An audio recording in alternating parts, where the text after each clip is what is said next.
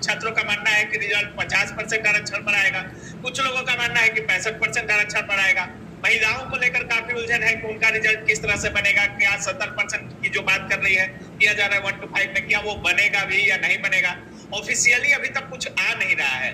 आज बीपीएससी की बड़े लेवल पे मीटिंग की गई थी, उसमें क्या कुछ हुआ, सारी चीजों पर बात करेंगे। अभी हमारे साथ पटना के जाने माने शिक्षक रमांशु सर है। सबसे पहले सर स्वागत है आपका। बहुत बहुत धन्यवाद आपका। सर, बिहार शिक्षक में 4-5 मुद्दा ऐसे हैं जिसका किसी को ना और पता चल रहा है ना कोई छोर पता चल रहा है।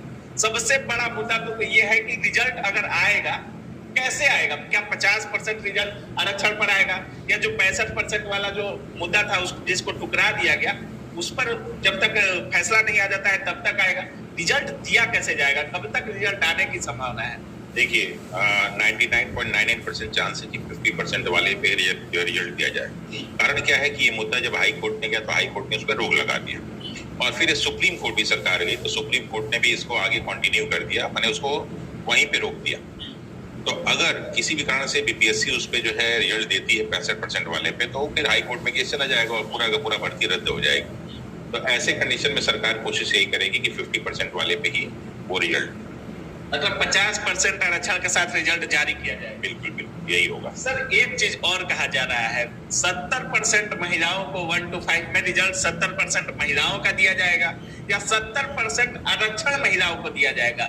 ये चीज समझ नहीं पा रहे हैं छात्र। क्या कुछ है 70%? बहुत सारे छात्र कंफ्यूजन में है, क्या कुछ है? देखिए 70% आरक्षण कहीं नहीं, तो आरक्षण तो होगा ही नहीं। तो ये बात गलत है, क्योंकि शिक्षा भर्ती में जो है महिलाओं को 50% का आरक्षण है, तो 50% उनको आरक्षण मिलता है। लेकिन अब बात ये है कि बहुत सारी, जैसे क्या है ना कि कई लोग आरक्षण की मूल चीज को नहीं जानते। अगर हम आरक्षण की बात करें तो उसमें जो है जो जनरल लोग समझते हैं ना, जनरल कैटेगरी कोई नहीं होती, बल्कि वो अनरिजर्व कैटेगरी होती है।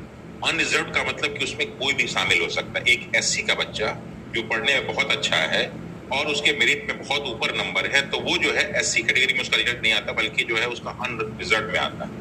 तो ऐसे वो जनरल का कटअप पार हो गया तो अनरिजर्व कैटेगरी में आ सकता है। वो अनरिजर्व कैटेगरी, जनरल कैटेगरी नहीं है, वो अनरिजर्व का कैटेगरी। अच्छा, लोग समझते हैं जनरल कास्ट के, जनरल कास्ट के लिए वो अनरिजर्व कैटेगरी है जो सबसे हाईएस्ट होती है। तो इसी तरह बहुत सारी ऐसी लड़कियां, महिलाएं जो पढ़ने में बहुत अच्छी हैं, तो उनका मेरिट जो है अनरिजर्व कैटेगरी में चला जाएगा। तो लगभग 5-10% तो ऐसी लड़कियां होंगी ही होंगी, महिलाएं होंगी ही होंगी। तो हमारी 10% वहां चली गई वो, और 50% तो ऑलरेडी यहाँ पे मिल ही रहा है, तो 60% उनका आरक्षण हो गया। प्लस इसके बाद जो कुछ हो रहा है कि कुछ और वैकेंसीज में जोड़ी जा रही हैं, बैकलॉग की कुछ वैकेंसी जोड़ी जा रही हैं, तो अगर वो वैकेंसी जोड़ेंगे तो 5-10% लड़कियां और उसमें बढ़ सकती, महिलाएं और बढ़ सकती हैं। तो टोटल देखा जाए तो लगभग 65 से 70% के बीच में जो है सीटें महिलाओं को जा रही हैं, ऐसा दिख रहा है 1 to 5 में। 1 to 5 में। तो मुझे लगता है कि लगभग 65% के आसपास महिलाओं को सीट मिलेगी ही मिलेगी। इतना होने के बाद तो जो मेल छात्र हैं सर, उनके साथ तो कहीं ना कहीं नाइंसाफी होगी। देखिए भारत में कभी भी किसी चीज को, नाइंसाफी को जो है अलग नजरिए से देखा जाता है। सब जो है जो जैसा चश्मा लगाता है उसको वैसा दिखता है। अब कई लोग जो है इसको पुरानी व्यवस्था से जोड़ते हैं कि 70 साल देश को आजाद होने को हो गया, लेकिन महिलाओं को अभी भी हर जगह भागीदारी नहीं मिली। कई लोग इसको प्राचीन काल से जोड़ देते हैं कि प्राचीन काल से भागीदारी नहीं मिली तो अब भागीदारी मिलनी चाहिए। तो ऐसे कंडीशन में देखेंगे तो आपको लगेगा कि जेन्युइन है, लेकिन योग्यता, क्षमता और बाकी चीजों में देखेंगे, और जो लड़के बराबर मेहनत करके नहीं सिलेक्ट हो पा रहे हैं उनकी नजर में देखेंगे तो आपको कहीं ना कहीं अन्याय दिखेगा। तो निश्चित रूप से अगर देखें तो लड़कों के लिए वो अन्याय है, लेकिन अगर 1 से 5 में महिलाएं जाती हैं तो उसमें बहुत ज्यादा नुकसान इसलिए नहीं है कि 1 से 5 तक के जो बच्चे होते हैं ना, वो पुरुष बहुत आसानी से हैंडल नहीं कर पाता है, लेकिन महिलाएं बहुत आसानी से हैंडल कर लेती है, क्योंकि महिलाओं का वो नेचर होता है। बच्चों को कैसे मनाना आता है वो बाप को नहीं मालूम, माँ को मालूम होता है।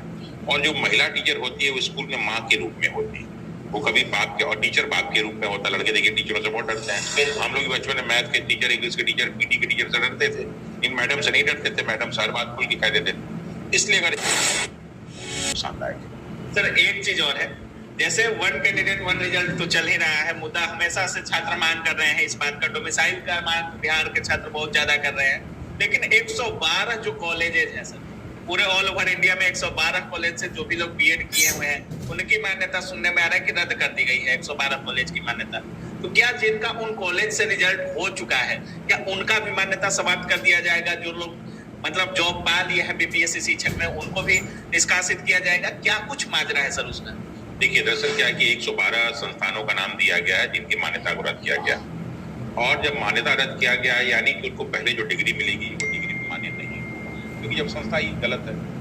अब लेकिन सबसे बड़ी चीज क्या है कि इसमें जो संस्थाएं हैं वो अधिकांश वेस्ट बंगाल, पश्चिम बंगाल की, और जो है बिहार की 2 ही 3 संस्थाएं, लेकिन और बाकी जगह की आपकी संस्थाएं कम मिलेंगी, और वहां पे यहाँ के बच्चे बंगाल जाके कम पढ़ते हैं। तो मुझे नहीं लगता है कि उससे बहुत ज्यादा फर्क पड़ा है, लेकिन ये जरूरी है कि अगर वहाँ की मान्यता रद्द की जाती है तो जो लोग ज्वाइन किए हैं, जो कि बाकी सारी जो लोग ज्वाइन करने वाले हैं, उनके ज्वाइनिंग पे कहीं ना कहीं एक नेगेटिव असर पड़ेगा, जरूर पड़ेगा।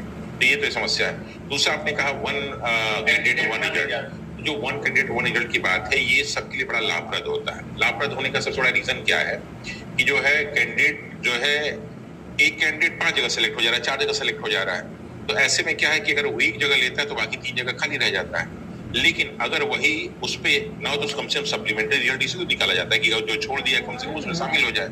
अगर 1 कैंडिडेट 1 रिजल्ट निकाल दिया जाए तो जो बाकी जो बच्चे हैं उनकी जॉब मिल जाएगी, और जो सरकार का उद्देश्य है कि अधिक से अधिक लोगों को जॉब देना, वो सपना भी साकार हो जाएगा। लेकिन कहीं ना कहीं इसमें एक लाभ सरकार उठाती है कि रिजल्ट दिखा देगी पूरा, ज्वाइनिंग दिखाई देगी पूरा, और फिर बाद में इसमें बहुत सारी सीटों को क्या कर दिया जाता है कि वैकेंट रह के अगले में जोड़ दिया जाता है। ये सारा का सारा काम होता है। सप्लीमेंट्री रिजल्ट को लेकर क्या कुछ बोलिएगा सर? बहुत सारे छात्र मांग भी कर रहे थे, हाई कोर्ट का फैसला भी इस पर आया था, क्या इस बार दिया जाएगा टीआरई 3.0?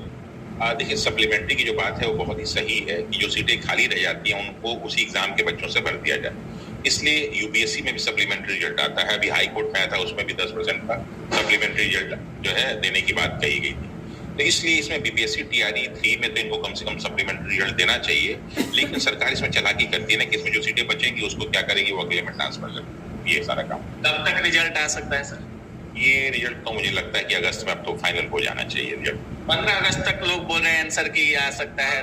15 अगस्त तक आंसर की, और लगभग 30 के आसपास जो है, अगर उसमें कोई समस्या बहुत ज्यादा नहीं हुई आंसरों को लेके, तो 30 के आसपास रिजल्ट की घोषणा की जा सकती है। जैसा कहा जा रहा है कि 70% महिलाएं हो जाएंगी 1 to 5 में, तो इससे कट ऑफ भी बहुत ज्यादा प्रभावित होगा।